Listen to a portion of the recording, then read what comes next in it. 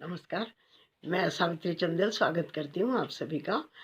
यूँ तो आप जानते हैं हर माह की एकादशी महत्वपूर्ण होती है और माघ मास की जो एकादशी है वो भी एक विशेष एकादशी होती है, क्योंकि माघ मास की कृष्ण पक्ष की जो एकादशी है उसे षट तिला एकादशी के नाम से जानते हैं।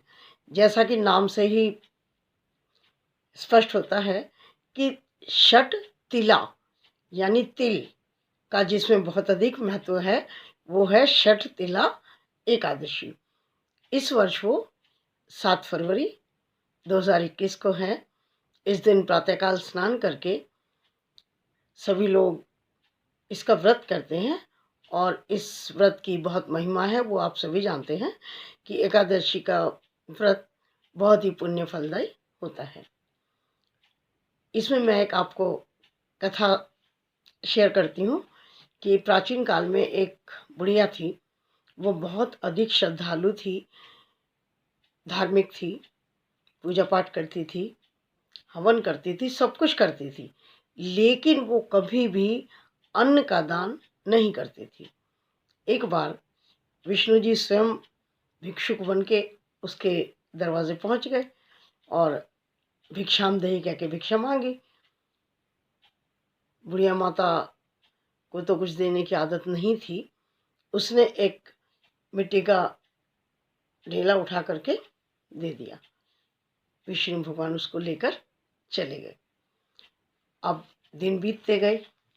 एक बार बुढ़िया माता ने 1 माह का व्रत भी किया और 1 माह के व्रत के बाद उसने अपने तन को तो समझ लीजिए कि स्वस्थ कर दिया, लेकिन वो मन से पूर्ण स्वस्थ नहीं हो पाई। मतलब कि वो ऐसा मन नहीं बना पाई कि ज़रूरतमंद को कभी कुछ दे।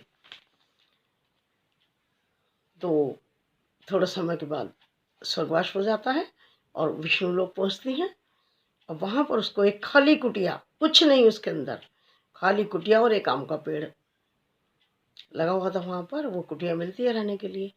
और वो विष्णु भगवान से कहती है कि भगवान, मैंने तो सारा जीवन पूजा पाठ की, व्रत किए, सब कुछ किया, तो मुझे ये खाली झोपड़ी क्यों मिली है रहने के लिए। तो विष्णु जी ने उनको पूरा वृतांत सुना दिया कि तुमने कभी भी अन्न का दान नहीं किया और मैं भी जब तुम्हारे दरवाजे पे पहुंचा तो तुमने एक मिट्टी का पिंड मुझे दिया था, इसलिए तुम्हें ये खाली कुटिया मिली है। लेकिन तुमने पूजा पाठ किया, धार्मिक कार्य किए, उसके लिए मैं तुम्हें एक उपाय बताता हूँ कि जब देव कन्याएं आए तो तुम अपना दरवाजा तभी खोलना जब वो तुम्हें षट तिला एकादशी का महत्व और पूरे विधि विधान से उपवास करने का तरीका बता दें। तो बुढ़िया अम्मा ने ऐसे ही किया।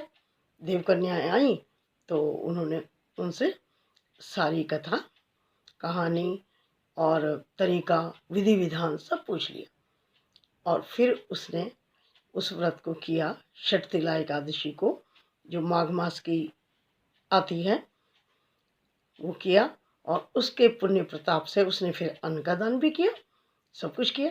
तो उस व्रत को करने के पश्चात जो उसकी खाली झोपड़ी थी वो धन धान्य से भर गई और वो अपना सुखी जीवन व्यतीत करने लगी।